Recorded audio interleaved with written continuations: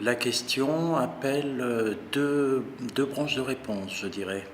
La première, quelqu'un vient me voir et il lui est arrivé justement de se faire voler sa voiture et il doit répondre parce qu'il a reçu un avis de contravention.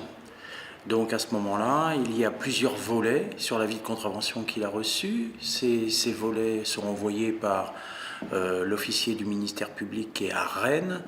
Et donc, il va justifier du fait qu'il s'est fait voler sa voiture. Donc il pourra prouver sa bonne foi et donc ne pas être poursuivi sur le plan pénal, d'abord en produisant son dépôt de plainte, et puis après plein d'éléments objectifs qui tournent autour de la voiture.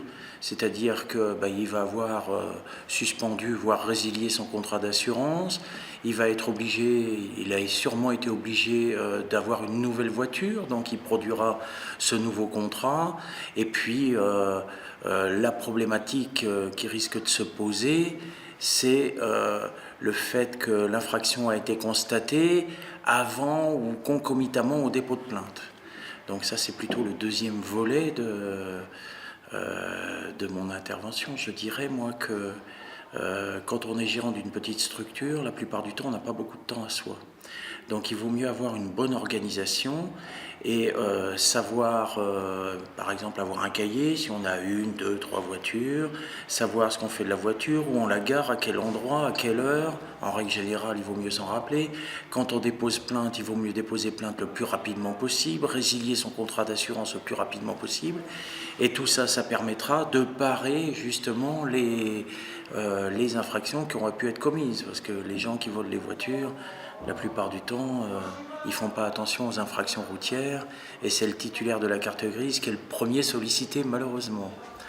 Voilà ce que je peux dire là-dessus, mais la plupart du temps, s'il s'agit d'un vol de voiture, il n'y a pas de problème particulier si tout a bien été fait correctement lors du vol.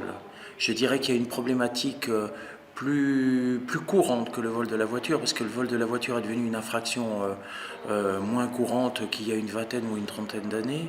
L'infraction qui est la plus courante, c'est la substitution de plaques, c'est-à-dire les gens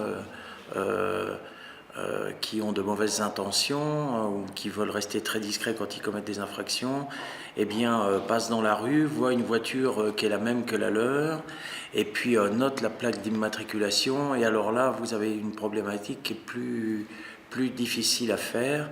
Et justement, si dans le cadre d'une structure économique, une société, vous avez une ou deux voitures, il est utile de savoir ce que vous avez fait avec, quand, à quel moment, et donc un cahier qui répertorie les mouvements et puis la gestion du ou des véhicules dans la société peut être fort utile. Et pour un particulier ? Alors pour un particulier, c'est la même chose, sauf qu'on n'est pas porté à avoir un cahier de gestion de sa voiture. Mais la plupart du temps, on sait à peu près ce qu'on fait de sa voiture. Et il faut faire la même chose, c'est-à-dire quand on se fait voler son véhicule, il faut déposer plainte le plus rapidement possible. S'il y a des témoins de l'endroit où vous l'avez déposé à un moment, par exemple vous étiez avec quelqu'un quand vous avez garé votre voiture la dernière fois, il faut s'en rappeler, le noter quelque part parce que ce témoignage pourra peut-être être utile après. Et puis surtout, il faut penser à suspendre son contrat d'assurance parce qu'il n'y a aucune raison de conserver un contrat d'assurance d'une voiture que l'on n'a plus. Et beaucoup de gens n'y pensent pas. Voilà. Donc, la plupart du temps, je répète, dans le cas d'un vol de voiture, c'est pas une problématique, c'est une problématique qui peut arriver, mais c'est pas une problématique courante. Donc la plupart du temps, la diligence lors du dépôt de plainte et pour résilier le contrat, essayer de voir quels sont les témoins du dernier emplacement du véhicule suffit très largement pour prouver sa bonne foi. Et donc quand on est de bonne foi, on n'est pas poursuivi sur le plan pénal.